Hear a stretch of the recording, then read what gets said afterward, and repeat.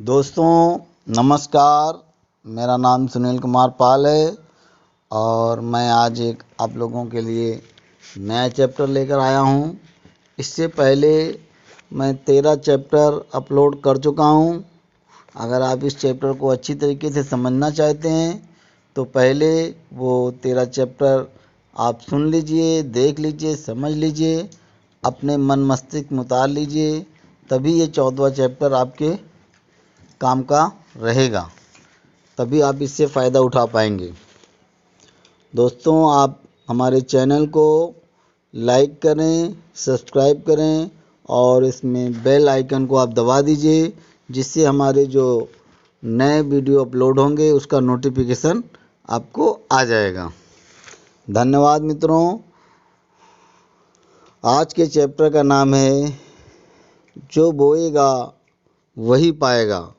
आपका माइंड एक खाली पड़े खेत के जैसा है।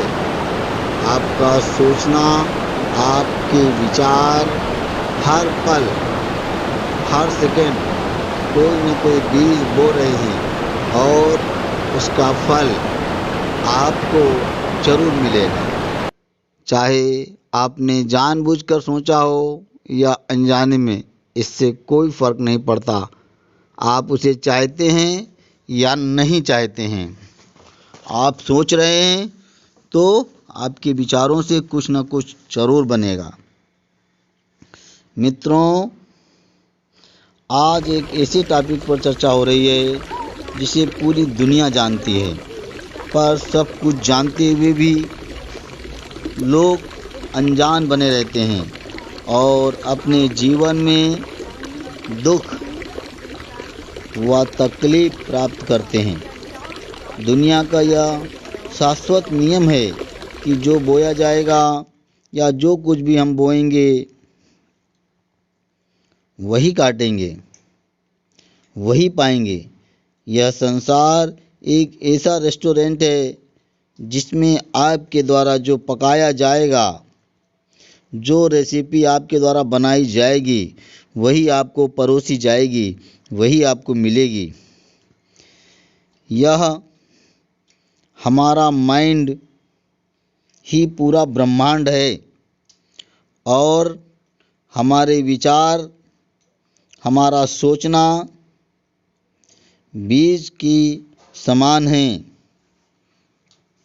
हमारे पॉजिटिव विचार हों या नेगेटिव विचार हों, वो एकाएक सच नहीं हो जाते हैं। उन्हें सच होने में थोड़ा टाइम लगता है।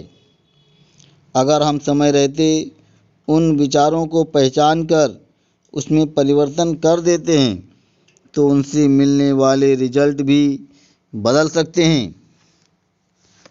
जैसे जैसे हम खेत में तरह तरह के बीज बोते हैं तो वो बीज एकाएक बड़े होकर फल नहीं देने लगते, उनमें टाइम लगता है। जैसे गेहूं की फसल, धान की फसल 3 से 4 महीने में प्राप्त हो सकती है, उसी तरह आम की पेड़ों को बड़ा होने में 4 से 5 वर्ष का समय लग सकता है। उसके बाद उससे फल प्राप्त होते हैं। तो जीवन में हम क्यों ये उम्मीद करते हैं कि हम जो भी सोचें वह एकाएक सच हो जाए। दुनिया का हर व्यक्ति ये जानता है कि वह जो बोएगा वही पाएगा, फिर भी गलत विचारों के बीज बोता रहता है। जाने अनजाने लोग बड़े होकर खुद अपने माता पिता की सेवा नहीं करते और अपनी संतान से ये उम्मीद करते हैं कि वो उनकी सेवा करेगी, लेकिन उन्होंने बीज बबूल का बोया, खुद सेवा नहीं की तो फल आम का कैसे मिले, उनकी सेवा कैसे हो। यही सिद्धांत हर जगह लागू होता है। यह संसार इन्हीं विसंगतियों के कारण दुख भोग रहा है।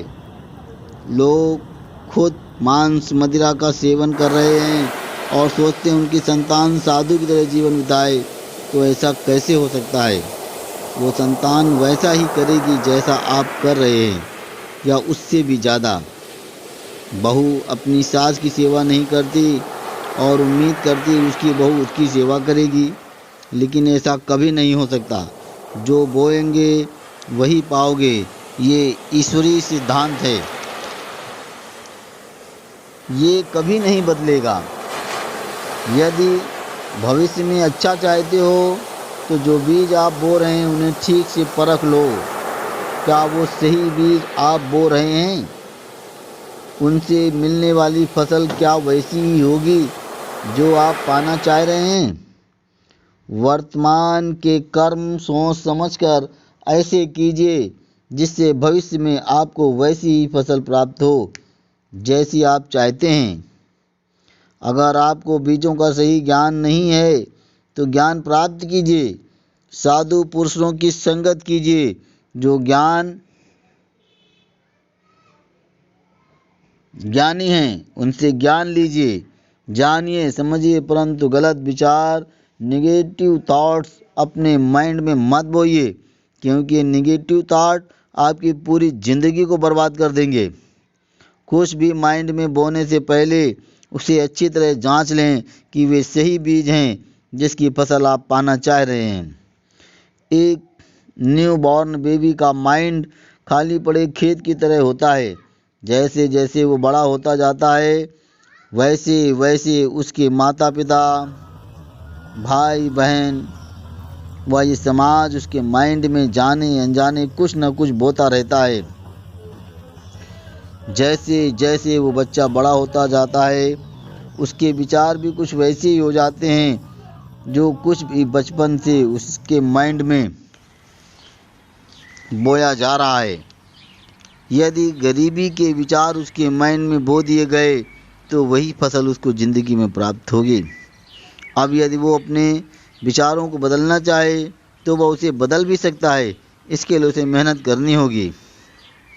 एक उदाहरण के माध्यम से मैं यह समझाना चाहता हूँ, यदि किसी खाली पड़े खेत में जाने अनजाने बबूल के बीज बो दिए गए और वह बीज पेड़ बनकर पूरा खेत बबूल का जंगल बन जाए और हम उसे बदलना चाहते हैं तो पहले उन बबूल के पेड़ों को काटकर जड़ सहित निकाल फेंकना होगा।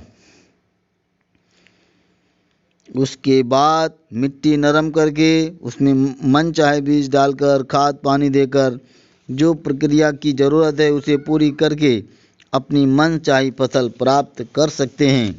अगर आम की फसल पाना चाहते तो आम की फसल भी प्राप्त कर सकते हैं। बस उसके लिए हमें मेहनत से पीछे नहीं हटना है और हमें ये विश्वास रखना है कि हम ये कर सकते हैं। जाने अनजाने अगर बबूल के पेड़ उगाए हैं तो उन्हें हम हटा सकते हैं और अपनी मनचाही फसल बोकर वैसा ही फल प्राप्त कर सकते हैं।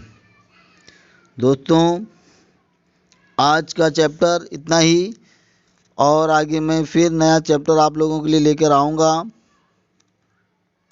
अगर इस वीडियो में कही गई बातें आपको अच्छी लगती हैं, समझ में आती हैं, तो आप इस चैनल को लाइक करिए, सब्सक्राइब कीजिए, बेल आइकन को भी जब दबा दीजिए, जिससे मैं नया चैप्टर जब अपलोड करूँगा तो उसका नोटिफिकेशन आपको आ जाएगा।